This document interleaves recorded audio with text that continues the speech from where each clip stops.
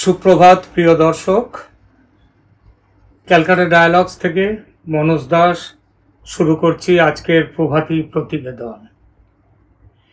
এপার বাংলা ওপার বাংলা, দুপার বাংলার বাজারই আজ গরম একটি ভিডিও নিয়ে। একটি বলবো না, এরকম কয়েকটি ভিডিও বাজারে চলছে। আপাতত আমাদের আলোচনা একটি ভিডিও নিয়ে। ভিডিওটি শেখ হাসিনার একটি ভাষণের ভিডিও। বলা হচ্ছে এটা পুরনো দিনের নয়, নাকি গত 28শে আগস্ট এই ভিডিওটা তৈরি হয়েছে একটা অনুষ্ঠানে। সেই অনুষ্ঠানের কথা পরে বলছি, ইতিহাসটা আগে একটু দেখে নিন ভিডিওটি। একটু বড় ভিডিও, তাই অনুরোধ মাঝখানে ছেড়ে যাবেন না, পুরোটা দেখবেন। তারপর ভিডিওটি শেষ হলে আমরা আসব আলোচনা ও বিশ্লেষণে। তাহলে শুরু করছি, ভিডিওটি দেখুন। 6 দফা, তারপরে 8 দফা, তারপরে আবার 4 দফা। যখনই যেটা চাচ্ছে যেই দিয়ে দিই, তখন আরও একটা দফা। এই করতে করতে যখন প্রজ্ঞাপন, আইনমন্ত্রী বলেন এটা তো সময় লাগে। তারপর আইনমন্ত্রী কিন্তু বলে দিলেন যে আমি মঙ্গলবারে প্রজ্ঞাপন করে দেবো। ঠিক সেই মতো প্রজ্ঞাপনও করে দেওয়া হলো। প্রজ্ঞাপন যখন পেয়ে গেল, তারা যা চেয়েছিল তার থেকে বেশি, তাদের 90% ছিল, 93%। আর মুক্তিযোদ্ধা ছেলে মেয়ে সন্তান লেখা হলো। তো মুক্তিযোদ্ধা সন্তানদের তো এখন আর ওই বয়স নাই যে 30 বছরের কেউ না, যে তারা এখন চাকরি পাবে। তার মানে ওই যে 5% সেটাও তারা পেয়ে গেল, তাতেও তারা তৃপ্ত না। তখন আবার আসলো সেই 8 দফা থেকে 4 দফা আনতে হবে। এটা কি যে বাধ্য হলাম আমরা, যখন চারিদিকে এভাবে আগুন, এই টেলিভিশনে যখন আগুন লাগলো, এখানে হাজার হাজার লোকের টেলিভিশন আক্রমণ করছে। ফায়ার ব্রিগেড আসলো, ফায়ার ব্রিগেড গাড়ি জ্বালালো, ফায়ার ব্রিগেড ঢুকতে দেবে না, পুলিশ দেবে না, তাদের উপরে হামলা হলো। আগুন দাও দাও করে জ্বলছে, তখন আমি হেলিকপ্টারে করে পানি দিলাম যে অন্তত এইভাবে পুড়ে যাচ্ছে, সব হেলিকপ্টার থেকে পানি ছাড়ো। কারণ আমরা এরকম অগ্নি নিবারণের জন্য অনেক জায়গায়, এবং যে সমস্ত বিল্ডিংয়ে আগুন দিয়েছিল, অনেকে ছাদে যে হাহাকার করছিল, আমরা হেলিকপ্টার দিয়ে তাদেরকে উদ্ধার করেছি। সেই নারায়ণগঞ্জে কাঁচপুর থেকে নিয়ে শুরু করে বিভিন্ন জায়গায় হেলিকপ্টার দিয়ে দিয়ে কিন্তু আমরা মানুষকে উদ্ধার করে তাদের যান বাঁচিয়েছি। বাবা মা ভাই সব হারিয়ে সেই ব্যথা বেদনা কষ্ট নিয়ে এই বাংলাদেশে ফিরে এসেছিলাম। নিজে ছোট ছোট বাচ্চাদের মাতৃস্নেহ বঞ্চিত করে, কেন? বাংলাদেশের মানুষের জন্য, যে এই দেশের মানুষের সুন্দর জীবন পাবে, উন্নত জীবন পাবে, স্বাধীনতার সুফল পাবে, প্রত্যেকে পেট ভরে ভাত খাবে, প্রত্যেকে সুন্দর লেখাপড়া শিখবে, উন্নত জীবন পাবে, দারিদ্র্যের হাত থেকে মুক্তি পাবে, বাংলাদেশ উন্নত হবে, সমৃদ্ধশালী হবে, বিশ্ব দরবারে একটা মর্যাদার আসন পাবে। যে মর্যাদা আমরা 1971 সালে মুক্তিযুদ্ধে বিজয় অর্জনের পর পেয়েছিলাম, 1975 সালে 15ই আগস্টের পর যে আমরা হারিয়েছিলাম, আবার সেই মর্যাদা আমি কিন্তু এনেছিলাম। বাংলাদেশ বিশ্বে সেই মর্যাদা পেয়েছে, সেই জায়গা আমরা নিয়ে গিয়েছিলাম। আর আজকে আমরা কি দেখি? আজকে বাংলাদেশ সম্পর্কে প্রতিটি জায়গায় একটা মানে নেতিবাচক একটা মনোভাব হয়ে গেছে। এই যে এতদিন এত শ্রম দিলাম, কষ্ট দিয়ে, নিজের দিকে তো তাকাইনি, নিজের ছেলেমেয়ের জন্য কিছু করিনি, যেটুকু করেছি এদেশের মানুষের জন্য, যা কিছু করেছি মানুষকে দিয়েছি। প্রতিটি মিনিট, প্রতিটি সময় দিন রাত পরিশ্রম করেছি। কারণ আমি জানি, আমি বলতাম যে টাইম ইজ টু শর্ট, কারণ আমি জানি যে কোনো সময় ঘাতক আমাকে আঘাত করতে পারে। কারণ আমি বারবার মৃত্যুর মুখোমুখি হয়েছি, কিন্তু যতক্ষণ শ্বাস ততক্ষণ আজ মানুষের জন্য কাজ করব। সেই যে 10 বছরের ছেলে আর 8 বছরের মেয়েকে মাতৃশ্রম, আমি তো আছি, যখন থেকে আসছি তখন থেকেই গালি খাচ্ছি, তো খাচ্ছি, আমি তো পড়া করিনি। আমি জানি, আমার আত্মবিশ্বাস নিয়ে, সততা নিয়ে আমি কাজ করে দেশের মানুষের ভাগ্য পরিবর্তন করেছি। এদেশের কৃষক, এদেশের শ্রমিক, এদেশের প্রতিটি মেহনতি মানুষের ভাগ্য পরিবর্তন করেছি। যখন থেকে সরকার এসেছে তখন থেকেই তো নানা রকম ষড়যন্ত্র। সেই 2001 সালের নির্বাচন, দেশের সম্পদ বিক্রি করার বুচলেখা দিয়ে যারা ক্ষমতা আসলো, দেশকে আবার ধ্বংসের পথে নিয়ে গেল। একই দিনে 500 জায়গায় বোমা, 36টা, আমাদের 63টা জেলায় বোমা হামলা, আওয়ামী লীগের কত নেতাকর্মীকে মারা হলো। একেবারে 2001 থেকে 6 সারা দেশের তাণ্ডব, জঙ্গিবাদ, বাংলা ভাই ইত্যাদি করে বাংলাদেশের ভাবমূর্তি নষ্ট করলো। আবার 2013 সাল শুরু হলো অগ্নিসন্ত্রাস। সাধারণ বাসে মানুষ যায়, সেখানে আগুন দিয়ে মানুষ পুড়িয়ে দেওয়া হয়। প্রায় 3000-এর উপরে মানুষকে পুড়িয়ে মারল। আর গাড়ি সে তো 3800-এর উপরে বাস, প্রায় 29টা রেল, 70টা 76টা সরকারি অফিস, 9টা লঞ্চ, এবং এমন কিছু নেই যে না পড়ালো। গাড়ির থেকে ড্রাইভারকে নেমে তার গায়ে পেট্রোল ঢেলে দিয়ে জীবন ভিক্ষা চেয়েছে, তাও শোনেনি, তাকে আগুন দিয়ে পুড়িয়ে দিয়েছে। সেই স্কুটারের যেখানে 3 হুইলার, ড্রাইভার ভিতরে বসে বাইরে থেকে আটকাই দিয়ে তাকে আগুন দিয়ে একটু শুদ্ধ পুড়িয়ে দিল। ট্রাকের ভিতরে বাবা গেছে বাইরে, ছেলে ভিতরে, অথবা হেল্পার এসে দেখে আগুনে কঙ্কাল, বাবা নিজের চোখের সামনে দেখছে তার ছেলে পুড়ে মারা যাচ্ছে, কিচ্ছু করতে পারছে না। এইরকম তাণ্ডব চালালো এই বিএনপি জামাত মিলে 2013 সালে, আপনাদের নিশ্চয়ই মনে আছে। সেখান থেকে যেভাবে হোক আমরা উদ্ধার করলাম, মানুষকে সেখান থেকে ফিরালাম। আবার 2014 500 স্কুল পুড়িয়ে দিয়েছিল, মানে ছেলে মেয়ের লেখাপড়ার দরকার নাই আর কি।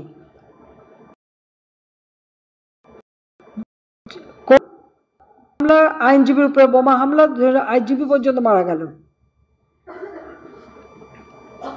2015-তে একই অগ্নিসন্ত্রাস, রাস্তা কেটে দিল, হাজার হাজার গাছ কাটলো। এই 13 থেকে 15 আর এই ধরনের 3225 জন মানুষই মারা গেল। এরা জীবন্ত মানুষকে পুড়িয়ে পুড়িয়ে মেরেছিল। আর এবার মানুষকে হয় গুলি নয়, এবং কিছু কিছু ঘটনা এমন ঘটেছে, এগুলি আস্তে আস্তে, আমি এই জন্য আন্তর্জাতিকভাবে আমি বলেছি যে আমি এখানে কারোর দাবির অপেক্ষা রাখিনি। তার আগেই আমি একজন মানে জুডিশিয়াল এনকোয়ারি কমিটি করে দিই। এখন ঘটনা যখন তখন মাত্র 6 জন মারা গিয়েছিল, এখন যখন আরও বেশি ঘটনা ঘটেছে, আমরা এখন 3 সদস্য বিশিষ্ট এই জুডিশিয়াল কমিটি গঠন করে তাদের কর্মপরিধি আরও দিয়ে আমি চাই প্রত্যেকটা জিনিসের তদন্ত হোক, কারা এর পিছনে কীভাবে কী ঘটনা ঘটেছে। এবং সেই জন্য আন্তর্জাতিকভাবে জাতিসংঘকে আমি আবেদন করেছি যে তারা তাদের বিশেষজ্ঞ পাঠাক, অন্য কোনো দেশ যদি চায় তারা বিশেষজ্ঞ পাঠাক।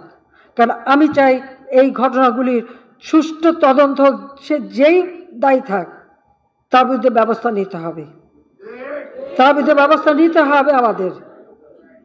কারণ আমরা গড়ব আর কেউ এসে খালি ভেঙে সব তাবা তাবা করে দেবে আর আমার দেশের মানুষকে কষ্ট দেবে, দেশের মানুষ ভুক্তভোগী হবে, দেশের মানুষের ভাগ্য নিয়ে খেলা, এটাই তো আমি দেখি সব থেকে তাদের বড় জিনিস। জঙ্গি সারা বিশ্বব্যাপী কি ঘটনা ঘটিয়েছে, বাংলাদেশে হলি আর্টিজানের পরে আর একটা ঘটনা আমরা করতে দেইনি। আমাদের গোয়েন্দা সংস্থা, আইন শৃঙ্খলা রক্ষাকারী সংস্থা থেকে সজাগ থেকেছে, তারা নিজেরা জীবন দিয়েছে, কিন্তু এই জঙ্গিবাদের হাত থেকে দেশকে রক্ষা করেছে। কিন্তু আজকে এই কোটা আন্দোলনের ছত্রছায়ায় এরা এসে যেভাবে একটা মানে জঙ্গি সেই ভয়াল দাঁত দেখালো, আপনারা একটু মনে স্মরণ করে দেখবেন, যখন এরা বসতে মিটিং করছে, আমি বললাম ঠিক আছে ছেলেমেয়েরা বসুক, আমরা তো রোদে পুড়ে বৃষ্টিতে ভেতরে মিছিল মিটিং করে করে পোড় খেয়ে খেয়ে না এই পর্যন্ত এসেছি। অন্তত আমি সরকার আসার পরে এদের তো সেই ধরনের কষ্ট কাউকে করতে হয় নাই। তো তারা যদি একটু রোদে পুড়ে একটু স্লোগান দেয়, বসে তো বসলো, এটাতে তোমরা কিচ্ছু বলবো না। পুলিশ কত সহন করে মাটিতে ফেলে অত্যাচার করে, এমনকি শিক্ষকদের পর্যন্ত পিছনে হ্যান্ডকাপ দিয়ে বেঁধে নিয়ে তারা সেই মানে আন্দোলন, ছাত্রদের আন্দোলন দমন করেছিল। আমরা তো তা করতে যাইনি, ওইভাবে আমরা শক্তি প্রয়োগ করিনি, বরং তাদের দাবিগুলি। তখন তাদের দাবিটা কি? কারণ এটা তো আমার করা, প্রজ্ঞাপন বাতিল হয়েছে, আমরা আপিল করেছি, সেটা আবার রাজাকার হিসেবে পরিচয় দিল। আমি তো তাদের রাজাকার বলিনি, তারা নিজেরাই স্লোগান দিয়ে নিজেদেরকে রাজাকার হিসেবে পরিচিত করলো সকলের কাছে। এবং এটারই প্রতিবাদ প্রত্যেক শ্রেণী পেশার মানুষ কিন্তু করেছিল, সকলেই। হ্যাঁ, আমাদের ছাত্রলীগ থেকে শুরু করে, যুবলীগ থেকে শুরু করে অন্যান্য সংগঠন, প্রগতিশীল সংগঠন, সকলেই কিন্তু এর প্রতিবাদ করেছে। এমন কোনো সেকশনের মানুষ নাই যেটা প্রতিবাদ না করেছে। তখন তারা তাদের স্লোগান পরিবর্তন করলো। কি স্লোগান? চেয়েছিলাম রাজাকার। আরে রাজাকার তো আমি তোমাদের করি নাই, তোমরা নিজেরা স্লোগান দিয়ে তোমাদেরকে রাজাকার করেছো। তোমরা স্লোগান দিয়েই তোমাদের পরিচয় দিয়েছো। তোমরা শুধু না, তোমরা রাজাকার, তোমার বাবা রাজাকার, এটা তো তোমরাই করেছো। হাইকোর্টের শুনানি 7 আগস্ট ছিল, সেটাকে আমরা 21, আমি নিজে, আইনমন্ত্রী, আমাদের অ্যাটর্নি জেনারেল সকলের সঙ্গে বসে আমরা অনুরোধ করলাম উচ্চ আদালতে, যেটাকে সামনে এগিয়ে নিয়ে আসা যায় কিনা। আনা হলো 21শে জুলাই, সেখানে বসালো। এই ছাত্রদেরও বলা হলো যে তোমরা ওর সঙ্গে যুক্ত হও, তোমরা আপিল করো। আমি তো আপিল করেছি, তোমরা আপিল করো। তারা কিন্তু যুক্ত হলো, কিন্তু তারা আন্দোলন থামালো না। তারপরে যখন রায় হয়ে গেল, তাতেও তারা উঠবে না। কেন? প্রজ্ঞাপন জারি করতে হবে। রাষ্ট্রপতিকে 24 ঘন্টার আলটিমেটাম, এখানে আলটিমেটাম, ওখানে আলটিমেটাম, আলটিমেটাম দেওয়া শুরু হলো। এটা কোন ধরনের কথা? একটা মানলে আরেকটা, আরেকটা মানলে আরেকটা। 1 দফা কোটা সংস্কার, তার থেকে চলে গেল 3 দফা, তারপরে 6 দফা, তারপরে 8 দফা, তারপরে আবার 4 দফা। যখনই যেটা চাচ্ছে যেই দিয়ে দিই, তখন আরও একটা দফা। এই করতে করতে যখন প্রজ্ঞাপন, আইনমন্ত্রী বলেন এটা তো সময় লাগে। তারপর আইনমন্ত্রী কিছু বলে দিলেন যে আমি মঙ্গলবারে প্রজ্ঞাপন করে দেবো। ঠিক সেই মতো প্রজ্ঞাপনও করে দেওয়া হলো। প্রজ্ঞাপন যখন পেয়ে গেল, তারা যা চেয়েছিল তার থেকে বেশি, তাদের 90% ছিল, 93%। আর মুক্তিযোদ্ধা ছেলে মেয়ে সন্তান লেখা হলো। তো মুক্তিযোদ্ধা সন্তানদের তো এখন আর ওই বয়স নাই যে 30 বছরের কেউ না, যে তারা এখন চাকরি পাবে। তার মানে ওই যে 5% সেটাও তারা পেয়ে গেল, তাতেও তারা তৃপ্ত না। তখন আবার আসলো সেই 8 দফা থেকে 4 দফা আনতে হবে। এটা কি যে বাধ্য হলাম আমরা, যখন চারিদিকে এভাবে আগুন, এই টেলিভিশনে যখন আগুন লাগলো, এখানে হাজার হাজার লোকের টেলিভিশন আক্রমণ করছে। ফায়ার ব্রিগেড আসলো, ফায়ার ব্রিগেড গাড়ি জ্বালালো, ফায়ার ব্রিগেড ঢুকতে দেবে না, পুলিশ কাউকে ঢুকতে দেবে না, তাদের উপরে হামলা হলো। আগুন দাও দাও করে জ্বলছে, তখন আমি হেলিকপ্টারে করে পানি দিলাম যে অন্তত এইভাবে পুড়ে যাচ্ছে সব, হেলিকপ্টার থেকে পানি ছাড়ো। কারণ আমরা এরকম অগ্নি নিবারণের জন্য অনেক জায়গায়, এবং যে সমস্ত বিল্ডিংয়ে দেখলেন আপনারা ভিডিওটি, দেশের বিভিন্ন সোশ্যাল মিডিয়াতে এই ভিডিওটি আপলোড করে দাবি করা হচ্ছে দিল্লিতে ভারতের বর্তমান প্রধানমন্ত্রী মোদিকে পাশে বসিয়ে বাংলাদেশের প্রাক্তন প্রধানমন্ত্রী শেখ হাসিনা এই ভাষণটি দিয়েছেন। এবং এই ন্যারেটিভকে, এই যে ন্যারেটিভ, অর্থাৎ মোদিজিকে একই মঞ্চে বসিয়ে তিনি ভাষণটা দিচ্ছেন, মোদিজি তার ভাষণ শুনছেন, বলার অর্থটা হচ্ছে এটা। এই ন্যারেটিভকে সামনে রেখে দিয়ে অনেক রকম দাবি করা হচ্ছে। যেমন বাংলাদেশের বর্তমান অন্তর্বর্তী শাসকরা তারা হাসিনাকে ফেরত পাঠানোর দাবি জানিয়েছেন, কিন্তু জানানো সত্ত্বেও নাকি হাসিনার সঙ্গে এক মঞ্চে থেকে শেখ হাসিনাকে ভাষণ দিতে দিয়ে এবং নিজে সেই মঞ্চে উপস্থিত হয়ে ভারত নাকি বুঝিয়ে দিল, একটা বার্তা দিল বাংলাদেশকে যে শেখ হাসিনাকে ফেরত পাঠানো হবে না। এর জন্যে নাকি এটাও বলা হচ্ছে, এখানে আবার যারা বিশ্লেষণ করছেন তারা বলছেন এর জন্য যদি যুদ্ধে যেতে হয় তাও নাকি যেতে রাজি আছে ভারত। কেন যুদ্ধে যাওয়াটার কথা হচ্ছে, যুদ্ধে যাওয়ার কথা এই জন্য কি জন্য হচ্ছে সেটা আমরা পরে বলছি। এখন জানানো হয়েছে শেখ হাসিনা 55 মিনিট ধরে এই ভাষণটি দিয়েছেন এবং ভারতের প্রধানমন্ত্রী নরেন্দ্র মোদী সেই ভাষণ খুব মনোযোগ দিয়ে শুনেছেন। এটা প্রচার হচ্ছে ভারতের বিভিন্ন সোশ্যাল মিডিয়াতে, জানি না বাংলাদেশে এটা হচ্ছে কি না। কিন্তু এই ভিডিওতে বেশ কিছু জিনিস খুব খুব অদ্ভুত লাগলো। যেমন ধরুন, ভাষণের শেষটা কখন, শুরুটা কখন, অর্থাৎ কোথায় শুরু হচ্ছে কোথায় শেষ হচ্ছে সেটা কোনো জায়গায় দেখানো হয়নি, 1 নম্বর। 2 নম্বর হচ্ছে যে মোদিজি যে এই মঞ্চে রয়েছেন সেটা তিনি ভাষণ শুরুর আগে এসছেন, কখন এসছেন, দুজনের তারা বসে থেকে এক ফ্রেমে যে তাদের ভাষণ শুরু করতে উনি চলে যাচ্ছেন, মোদিজি বসছেন দেখছেন, এটা কোনো জায়গায় দেখানো হয়নি। তৃতীয়ত, মোদিজির সঙ্গে এক ফ্রেমে এই যতক্ষণের ভিডিও দেখলেন এর মধ্যে এক ফ্রেমে শেখ হাসিনার সঙ্গে নরেন্দ্র মোদীকে মাত্র একবার দেখা গেছে। এবং খেয়াল করেছেন কিনা জানি না, ওই সময় শেখ হাসিনার পরনের কাপড় এবং পেছনের ব্যাকগ্রাউন্ড, দুজনের পেছনে যে ব্যাকগ্রাউন্ড আছে সেই ব্যাকগ্রাউন্ড কিন্তু সম্পূর্ণ আলাদা। যতক্ষণ ভাষণ চলেছে তার মধ্যে কিন্তু সেই ব্যাকগ্রাউন্ড নেই। চতুর্থত, এই ভাষণের 2 মিনিট 35 সেকেন্ডের কাছাকাছি সময়ে, 2 মিনিট 30 থেকে 35 সেকেন্ড কি 36 সেকেন্ড, এই সময় দেখবেন নিচে যেখানে স্ক্রোলিং হয় সেখানে লেখা আছে যে দেশে ফিরেছেন শেখ হাসিনা।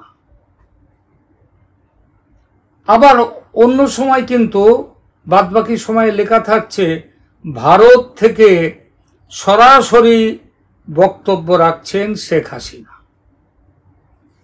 তাহলে কি এই ভিডিও তৈরি হয়েছে কিছু ভিডিও জুড়ে নিয়ে?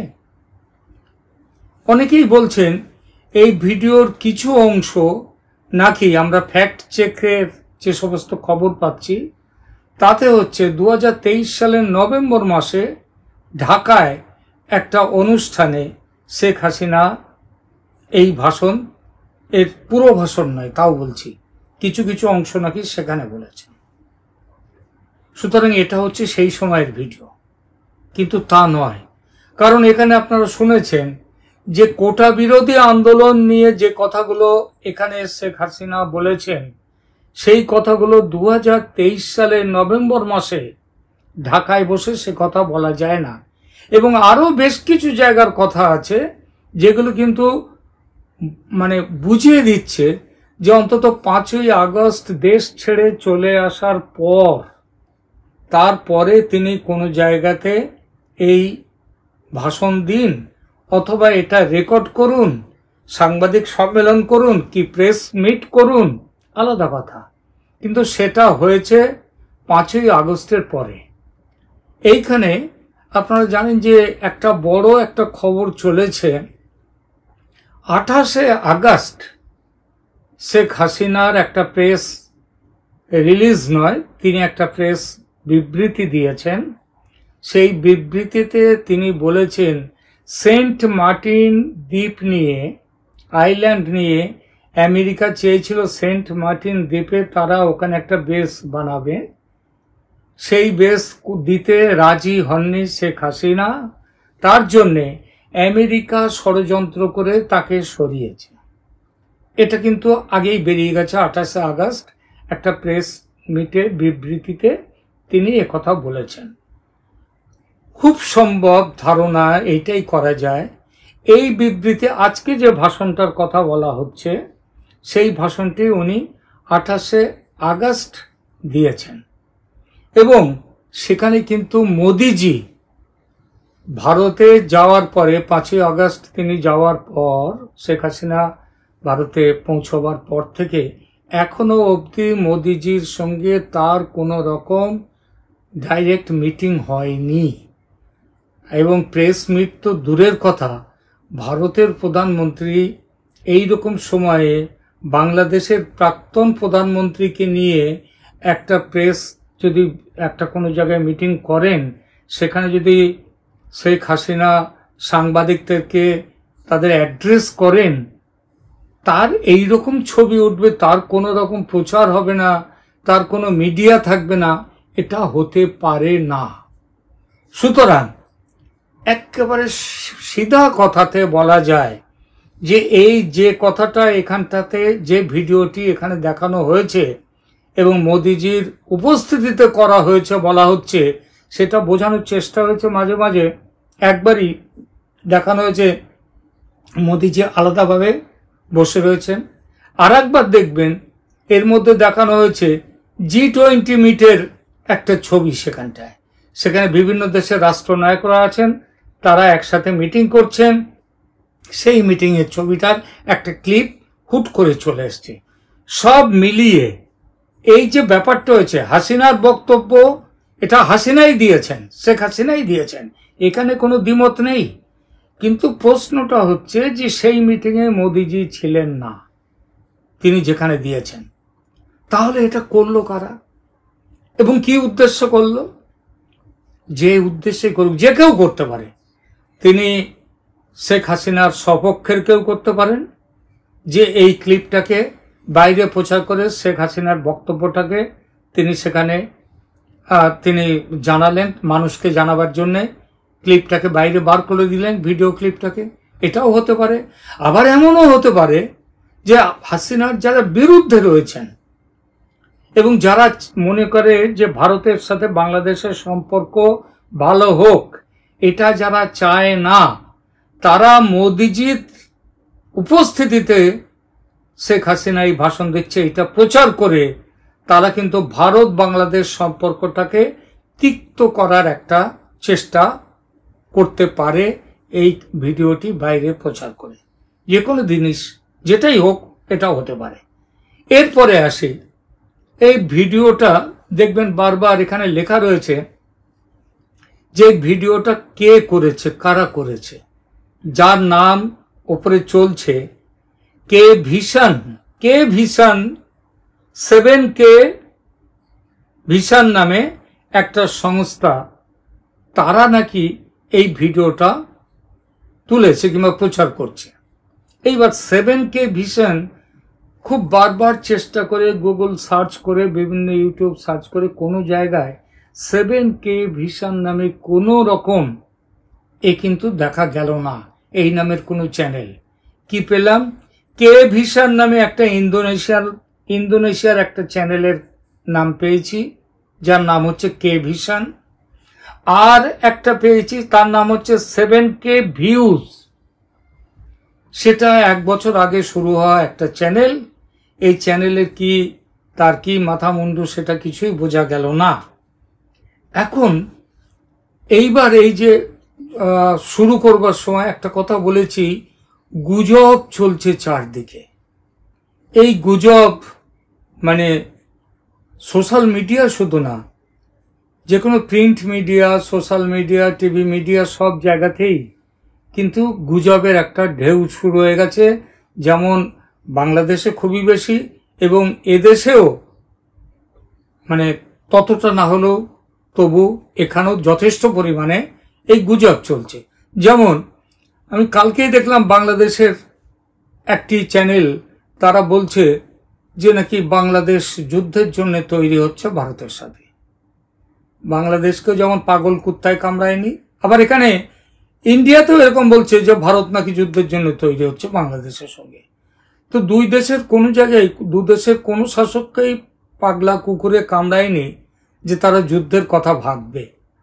ভাববে না। এই জন্যেই যে আবার বলেছি, গতকালই বলেছি একটা প্রসঙ্গ নিয়ে, যে দেশের শান্তি সমৃদ্ধি, শান্তি থাকলে তবেই প্রগতি আসে, সমৃদ্ধি আসে যদি শান্তি থাকে। বাংলাদেশ এখন একটা টার্ময়েলের মধ্যে দিয়ে চলছে এবং এই সময়ে তাদের পক্ষে কোনো রকমভাবে যুদ্ধের চিন্তা তারা করতে পারে না।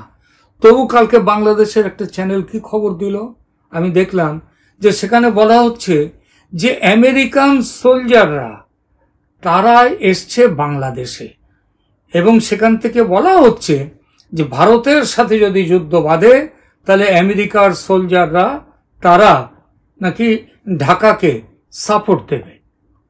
এরা এইটা জানে না যে আমেরিকার সোলজাররা শুধু বাংলাদেশে কেন, দরকার হলে মাঝে মাঝে আমেরিকার সোলজাররা ভারতেও আসে। কেন আসে? তার কারণ হচ্ছে দু দেশের সৈন্য তাদের মধ্যে জয়েন্ট এক্সারসাইজ হয়। যেমন ভারতের সাথে আমেরিকার সৈন্যরাও মিলে এক্সারসাইজ করেছে, এমনকি তার সাথে অনেক সময় জাপানও থেকেছে। অনেক ভারতের সাথে রাশিয়ার সৈন্যরা তারা মিলে যেমন এক্সারসাইজ করেছে, তেমনিভাবে বাংলাদেশের সাথেও আমেরিকার সৈন্যরা মিলে যে জয়েন্ট এক্সারসাইজ, দু দেশের সৈন্য মিলে একসাথে মহড়া দেয়া, এটা হচ্ছে পৃথিবীর সব দেশের সব সেনাবাহিনীতে এই নিয়ম আছে।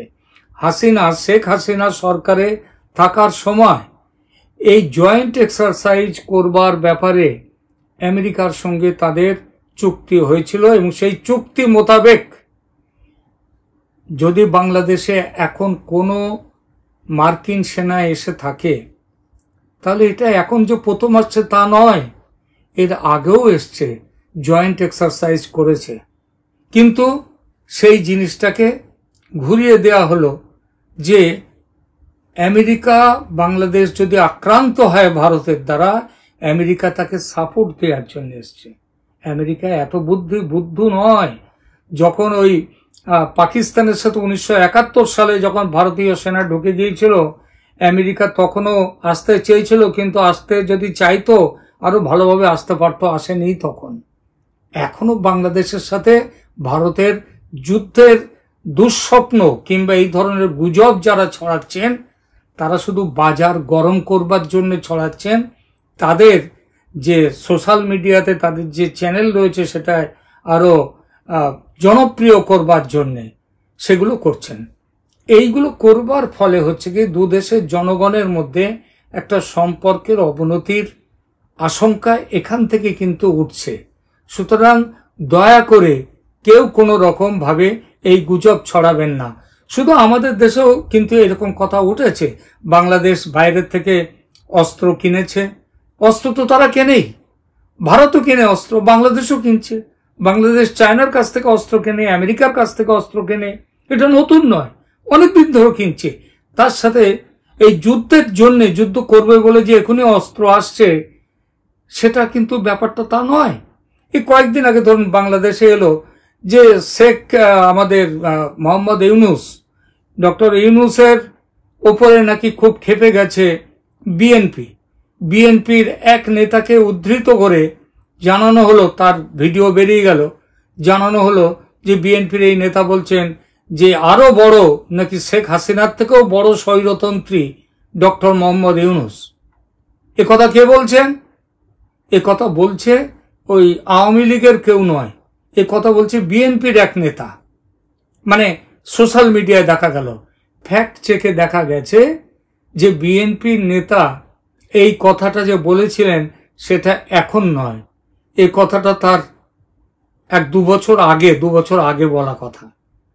কিন্তু কোনো একটা প্রসঙ্গ নিয়ে, কারণ ডক্টর মোহাম্মদ ইউনুসের নিয়ে বাংলাদেশে তো এই যে প্রথম বিতর্ক হচ্ছে তা তো নয়, অনেকেই তাকে বলেছেন উনি সুদখোর মহাজন, এ কথাটাও বলেছেন।